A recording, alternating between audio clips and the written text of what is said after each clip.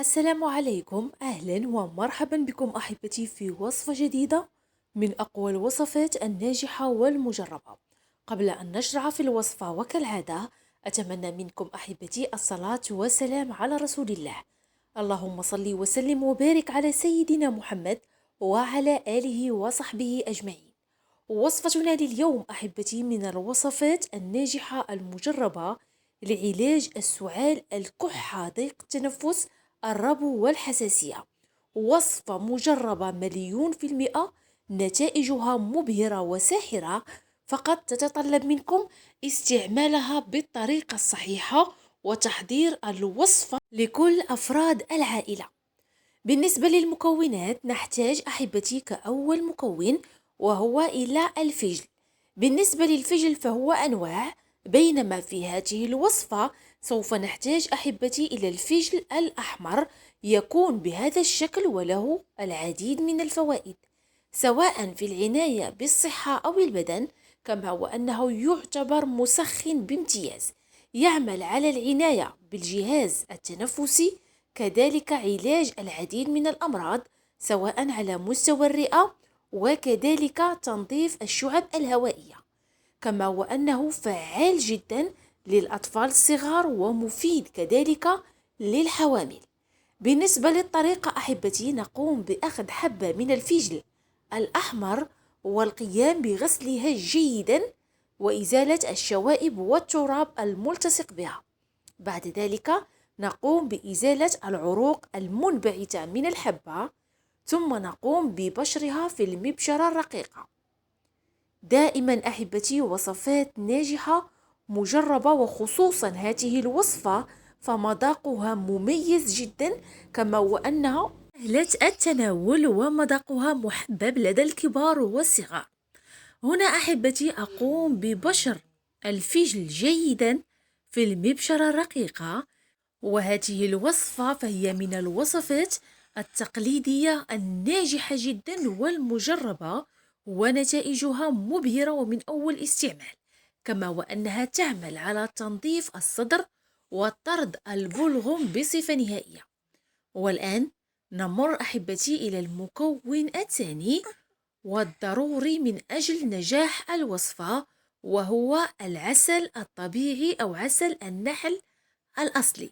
بالنسبة للعسل فله العديد من الفوائد الصحية، خصوصا في علاج جميع مشاكل الجهاز التنفسي، فهو مفيد جدا للصغار للكبار وللحوامل، كما وأنه فعال جدا في تنظيف الشعب الهوائية وعلاج الحلق، الحنجرة، ضيق التنفس، الربو والحساسية.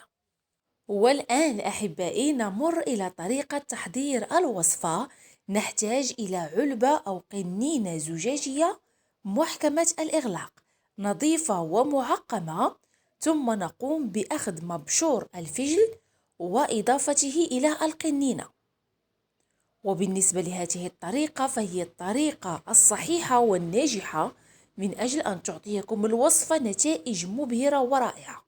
كما قلت لكم أحبائي، فمع هذا الجو البارد جدا فهذه الوصفة هي مفيدة جدا وغاية في الروعة، خاصة رفع المناعة ضد السعال، الكحة، وكذلك منع انتشار العدوى في الهواء أو الفيروسات. بعد وضع مبشور الفجل نمر أحبتي إلى المكون المعجزة، وهو عسل النحل الطبيعي. كما قلت لكم في السابق، في حالة عدم توفركم عليه فبإمكانكم تعويضه أحبتي بالسكر الخشن أو السكر الأبيض مع إضافة رأس من الثوم. هنا أحبتي سوف أقوم بإضافة ما يعادل تقريبا 4 ملاعق كبيرة من العسل. أنا هنا قمت بوضع العسل مع الاحتفاظ بشهد العسل، كذلك أضيف ملعقة من العسل كذلك،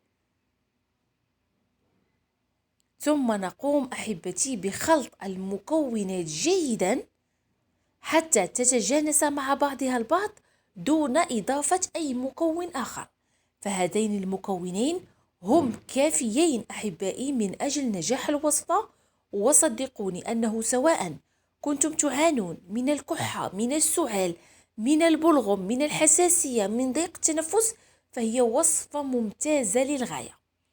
كما قلت لكم أحبتي، في حالة عدم توفركم على العسل الطبيعي أو عسل النحل، فبإمكانكم تعويضه بالسكر الخشن أو السكر الأبيض، إلا أنني دائما أفضل استعمال العسل من أجل الحصول على نتيجة سريعة وفورية وصحية في نفس الوقت. دائما أحبائي مع التحريك المستمر حتى نحصل على مكونات متجانسة مع بعضها البعض.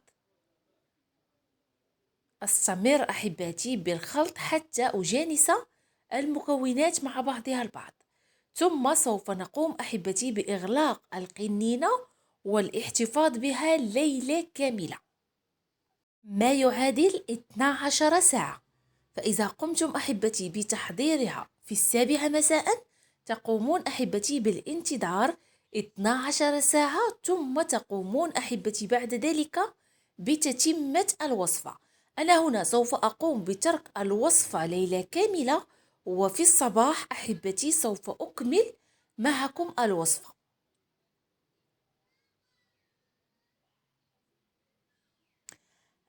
وبعد مرور أحبائي ليلة كاملة، انظروا معي فالوصفة أصبحت جاهزة. تقومون أحبتي دائما بأخذ مصفاة وكذلك قدر والقيام بتصفية المكونات. فهذه الوصفة سوف نحتاج فقط إلى المحلول أو السيرو الطبيعي الذي نحصل عليه.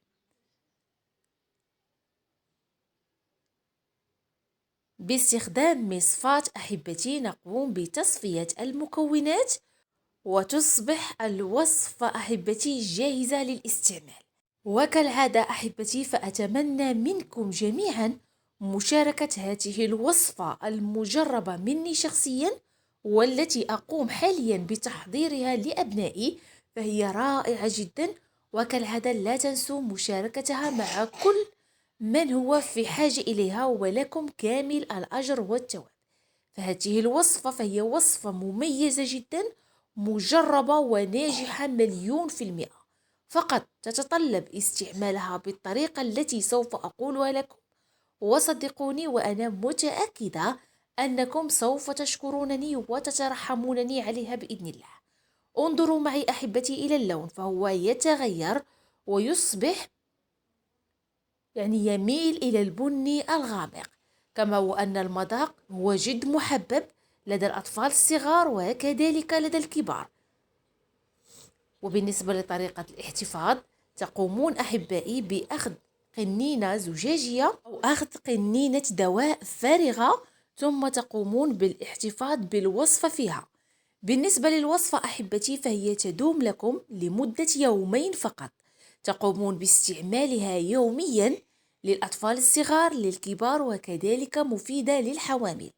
ملعقتين قبل الإفطار، ملعقتين قبل الغداء، ملعقتين قبل العشاء مع المداومة. كذلك الحال بالنسبة للأطفال الصغار، ملعقة واحدة قبل كل وجبة. تداومون عليها أحبتي، ويمكنكم مضاعفة الكمية عند الحاجة وعند الشعور بأن الحالة متدهورة، فبإمكانكم شرب حوالي الوصفة 4 مرات في اليوم. وصدقوني أن نتائجها مبهرة ورائعة، ومن أول يوم تحسون بالتغيير، وكذلك تحسون براحة شديدة جدا. كانت أحبتي هذه وصفتي لكم لليوم من الوصفات الناجحة المجربة مني ومن أبنائي شخصيا. فقط تتطلب منكم استعمالها ومشاركتها مع كل من هو في حاجة إليها، ولكم كامل الأجر والثواب. دمتم في حفظ الله ورعايته، وإلى وصفات ناجحة ومجربة بإذن الله. إلى اللقاء.